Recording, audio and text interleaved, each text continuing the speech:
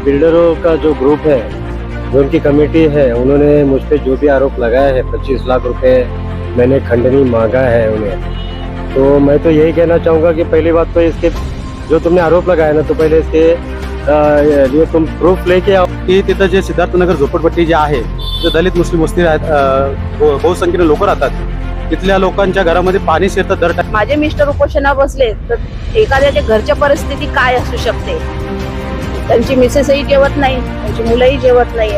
जर आम्हाला काही झालं, माझ्या मिस्टरांना काही झालं, तर याची जिम्मेदार शासन राहणार आहे। आणि काल जी पत्रकार परिषद घेतली त्याच्यामध्ये संजय जाधव जे बिल्डर असोसिएशनचे अध्यक्ष म्हणतात ते, तर त्यांनी काल स्टेटमेंटमध्ये असं काही वक्तव्य काढलंय की बाबा आम्ही अशी कित्येक लोकांना मार्गी लावलंय, आम्ही नावं नाही घेत त्यांची, पण आम्ही असे कित्येक लोकांना ठिकाणी लावलंय आणि ह्यालाही ठिकाणी लावायला आम्हाला वेळ लागणार नाही।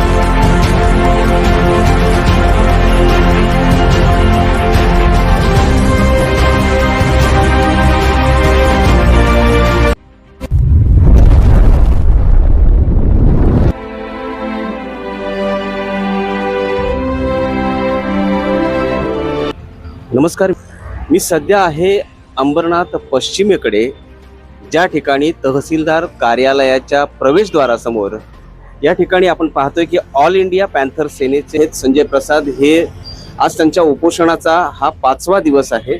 परंतु तरी देखील तहसीलदार कार्यालय असेल किंवा संबंधित यंत्रणा असेल त्यांच्या उपोषणाची दाद घ्यायला तयार नाही। त्यांनी ज्या पटेल बिल्डर्सवर आरोप केले होते की ज्यांच्या पुनर्निर्माणाच्या बांधकामामध्ये अनेक अनियमितता आहेत, अनेक असे गंभीर आरोप केल्यानंतर काल बिल्डर असोसिएशनच्या माध्यमातून पटेल बिल्डर्स यांनी आपली भूमिका स्पष्ट केली आहे आणि संजय यांच्यावर गंभीर आरोप लावलेले आहेत। संजयजी, कदाचित तुम्ही ती बातमी पाहिली असेल।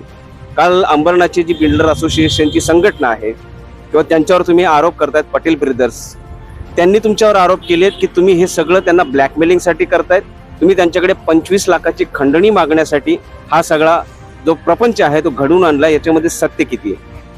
बिल्डरों का जो ग्रुप है, जो उनकी कमेटी है, उन्होंने मुझ पे जो भी आरोप लगाया है, 25 लाख रुपए मैंने खंडनी मांगा है उन्हें।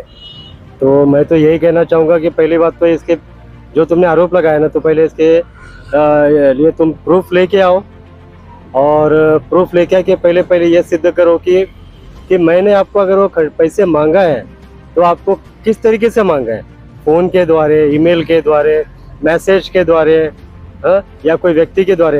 तो जो भी प्रूफ है आप लेके आइए, मैं यहीं बैठा हुआ। अगर आपको गुनाह दाखिल करना है ना, बैठा हो। लेकिन अगर आज प्रूफ अगर साबित नहीं हुआ तो मैं ये भी कहूँगा कि मैं जो भी बिल्डर एसोसिएशन है जिन्होंने मुझ पे आरोप लगाया है और उनके ऊपर मैं मानहानि का दावा मैं ठोकने वाला हूँ। जैसे कि आपने देखा होगा, हमारे प्रश्न तहसीलदार साहब से भी है, नगर रचना विभाग से भी है और नगर पालिका से भी है। तो नगर रचना के लोग तो आए थे हमारे पास, लेकिन मेरे जो उचित उत्तर जो मुझे चाहिए वो उत्तर मुझे उनसे नहीं मिला है। अब तहसीलदार व दंडाधिकारी प्लस मंडलाधिकारी के रिपोर्ट के आधार के मुताबिक हम यहाँ पे जगह पे क्यों बैठे हैं, क्योंकि उसमें खुला लिखा हुआ है कि बिल्डर ने 400 ब्रास का परवानगी लिया था और 537 ब्रास उसने एक्स्ट्रा निकाला हुआ है। तो कहीं ना कहीं बिल्डर को उसका परवानगी लेना जरूरी था। तो आपने यार 400 ब्रास का परवानगी लेकर 537 ब्रास आपने खोदा एक्स्ट्रा, मतलब आपने सरकारी मालमत्ते का चोरी किया है। लेकिन जो पटेल ब्रदर्स है या बिल्डर्स है, उनका कहना है कि आप उपोषण कर रहे हो लेकिन वो जो प्रकल्प हो रहा है उससे आप बाधित नहीं हो, तो आपको कोई हक नहीं बनता है कि आप इस तरह के आंदोलन करो। मुझे क्यों नहीं हक बनता है? मैं देश का नागरिक हूँ, अंबरनाथ में रहता हूँ, मैं देश का टॅक्स पेयर हूँ। तेजजी, तुम्ही पाहताय 5 दिवस झाले तुमच्या संघटनेचे पदाधिकारी इथे उपोषणाला बसलेले आहेत। संबंधित यंत्रणा असतील, बिल्डर लॉबी असेल किंवा अधिकारी असेल, कोणीच दाद द्यायला तयार नाहीये, कोणीच याबद्दल भाष्य करायला तयार नाहीये। एकंदरीत या परिस्थितीकडे पाहिल्यानंतर काय वाटतं? नमस्कार आणि जय भीम।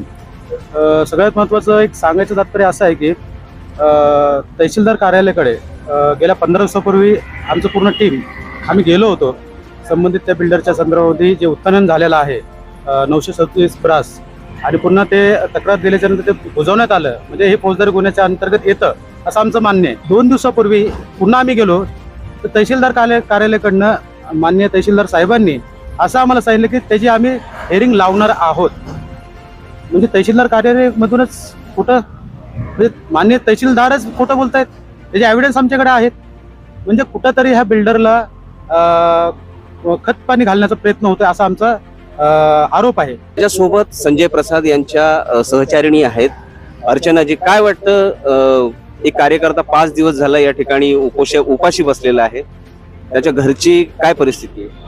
नाही का, आता असं आहे की जर माझे मिस्टर उपोषणावर बसले तर एखाद्याच्या घरच्या परिस्थिती काय असू शकते. त्यांची मिसेसही जेवत नाही, त्यांची मुलंही जेवत नाहीयेत. जर आम्हाला काही झालं, माझ्या मिस्टरांना काही झालं, तर याची जिम्मेदार शासन राहणार आहे. आणि काल जी पत्रकार परिषद घेतली त्याच्यामध्ये संजय जाधव, जे बिल्डर असोसिएशनचे अध्यक्ष म्हणतात ते, तर त्यांनी काल स्टेटमेंटमध्ये असं काही वक्तव्य काढलंय की बाबा आम्ही अशी कित्येक लोकांना मार्गी लावलंय. आम्ही नावं नाही घेत त्यांची, पण आम्ही अशी कित्येक लोकांना ठिकाणी लावलंय आणि ह्यालाही ठिकाणी लावायला आम्हाला वेळ लागणार नाही. म्हणजे ही तुम्ही म्हणजे डायरेक्टली तुम्ही लाईव्ह येऊन इनडायरेक्टली तुम्ही धमकी देताय. म्हणजे तुमची एवढी मोगलाई आहे, तुमची एवढा तुम्हाला माज आहे त्या स्वतःच्या ह्याचा, की तुम्ही ऑनलाईन येऊन धमकी पण. याच्या संदर्भात तुम्ही तक्रार केली? तर त्या संदर्भात जसं आम्हाला न्यूज कळली, आम्ही पाहिली, तसं आम्ही त्यांच्या विरोधात गुन्हा दाखल केलाय आणि केलाय, तक्रार केली आहे, पत्र दिलेत आम्ही.